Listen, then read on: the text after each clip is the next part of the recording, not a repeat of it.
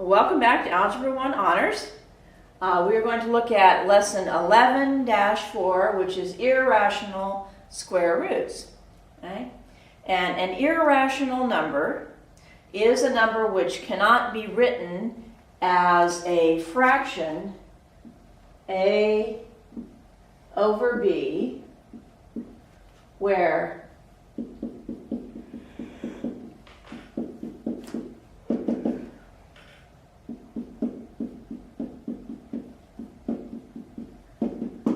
a is an integer, and a can be, your numerator can be 0. Okay? So 0 is a rational number. Rational numbers can be written as a ratio. Remember? I told you to remember rational has ratio in it. So a rational number can be written as a fraction, essentially. Okay? Where the numerator is 0 or any positive or negative integer. And the denominator is the same set of values, except you cannot have 0 there. So 3/4, 1/2, 2/5, okay, those are all rational numbers. So are mixed numbers like 3 and 1/2, because you can take that mixed number and you can convert it to an improper fraction. This number can be bigger on the top than this number, so you can have 5/3 or 99 halves, and they can also be negative, right? As long as it's a fraction. Now, irrational numbers, okay, and any fraction, we've also gone through lessons where any fraction, any rational number, can be written as a decimal.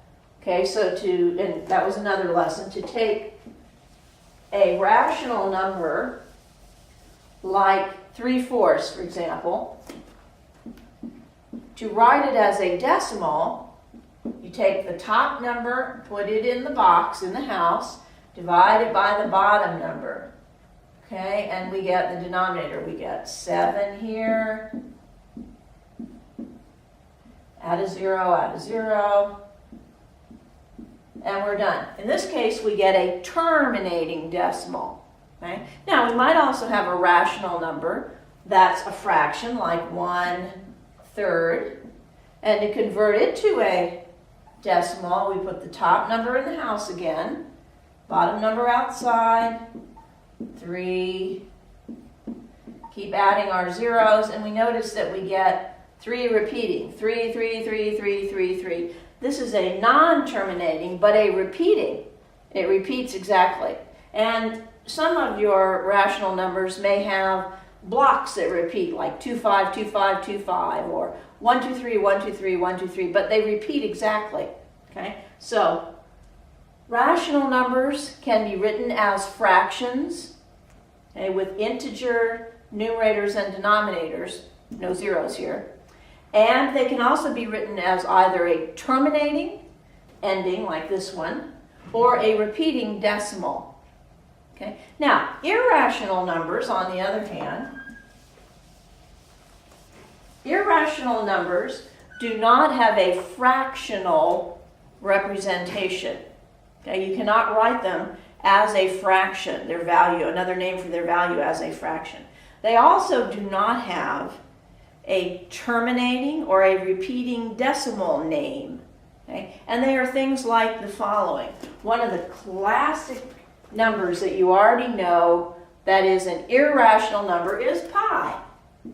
Okay, pi. Now, we always teach you an estimate of pi, okay, but it's an estimate. That's what this wiggly line means. Close to, almost equal to. It's not an equal sign, okay? And we usually tell you it's 22/7, or sometimes we say 3.14, but that's an estimate.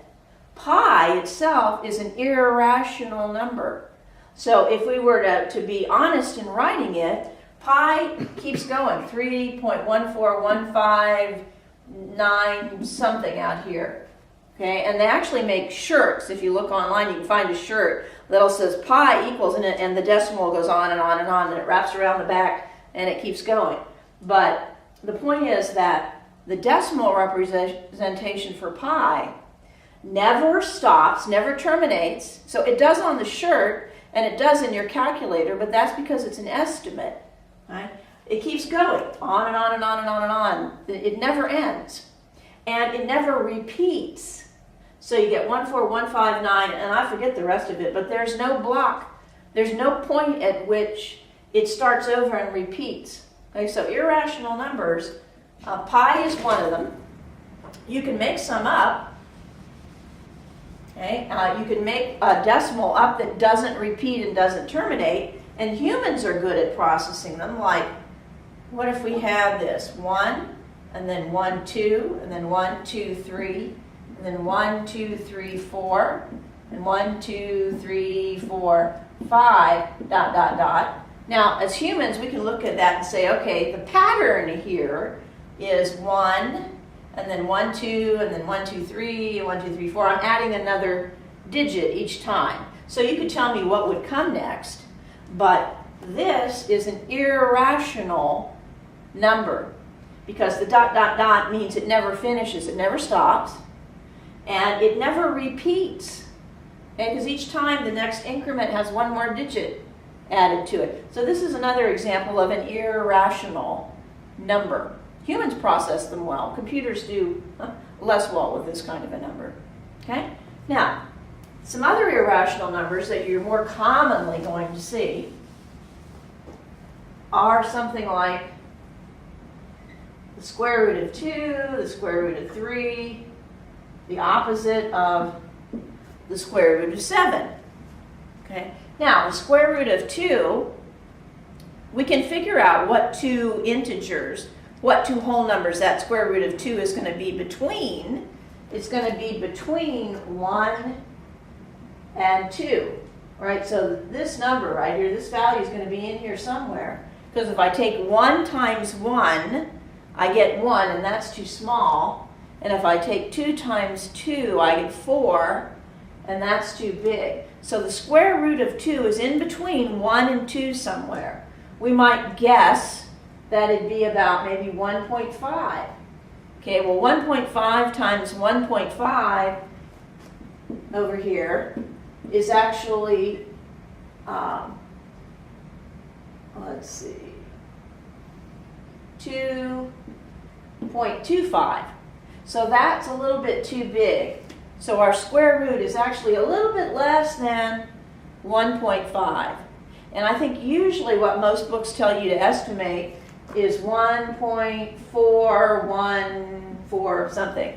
Okay? Now, if you punch this into your calculator, if you punch a 2 in there and then hit the square root key, your calculator will give you, I don't know, 7 or 8 digits, 1.41 dot dot dot, and I forget what they are.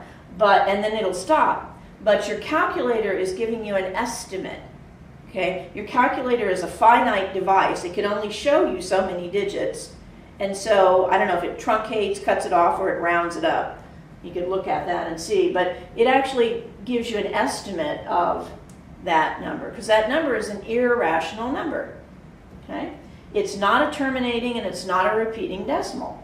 Same thing with the square root of 3. The square root of 3 is going to be closer to 2, right? So we might estimate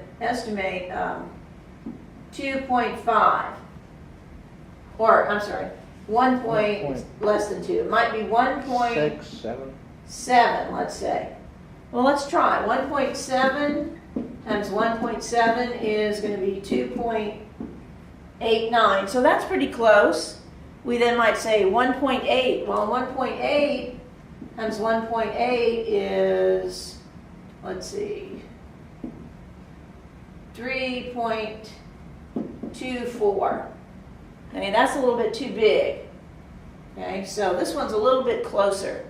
But the point is you can get closer and closer and closer by refining your guess each time. And or you can punch it into a calculator, but you're never going to get an exact decimal. Okay? Because a decimal is not going to end, it's not a terminating decimal, and it's not a repeating decimal. Same thing with square root of 7. Okay, the opposite of the square root of 7, square root of 7 is somewhere between 2 and 3, because 2 squared would be 4, 3 squared would be 9, So our square root of 7 is going to be somewhere in between here. We might say 2.5, right? Well, that's going to give us 6.25 when we square it. And so we might want to try something a little bit bigger, like 2.7 or 2.8. Okay? But our point is, the minus here then makes our answer a negative. Okay? But we're never going to get an exact answer. That's what an irrational number is. So as far as irrational numbers go, any square root that doesn't have an exact answer, essentially, is an irrational number. Pi is an irrational number. Ones that you make up, which are a pattern, but they're not repeating or terminating in terms of a decimal, those are irrational numbers. Okay? Now, let's look at, you can take an irrational number and you can simplify it a little bit, like square root of 63. That's irrational because if we try to find the square root of 63, it's very close to 8, because 8 times 8 would be 64, okay? But not quite, so it may be a 7.9 something, okay? Now, we can simplify that, though, a little bit. We can make our estimate better by saying, okay, 63, we can take 63 and factor it, and we get, let's see, 3, 21, 3, and 7. Well, right here, I have twins, okay? So that's a perfect square right there.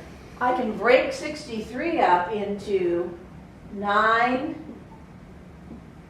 the square root of 9 times the square root of 7, okay, because that's 63. The square root of 9 is a rational number. Square root of 9 is exactly 3.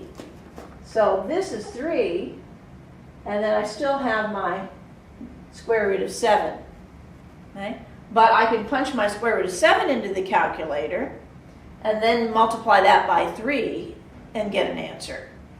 All right? Now let's look at just two more in terms of simplifying. If we had 2 square root of 48, well, this is irrational, right? Because 7 times 7 would be 49. So it's going to be a little bit less than 7 multiplied by 2. So not quite 14 would be our estimate here. We can simplify a little bit because I can take 48 and factor it.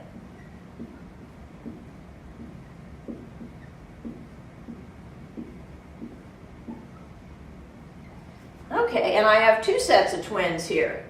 So I can say I've got that set of twins, or I can say 2 and 2 and 2 and 2. That 2 times 2 times 2 times 2 is 16. So I'm going to say square root of 48 is really square root of 16, my twins, times my square root of 3. There's my 48 right there. Okay? And then I can say square root of 16, that's a rational number. That's exactly 4. So I have 2 times my other name for the square root of 16, which is 4, times my square root of 3. 2 times 4 gives me 8. 8 square root of 3. Punch in square root of 3 on my calculator, multiply by 8, and I'll have an estimate as to what this is. Okay, and again, it's going to be close to 14.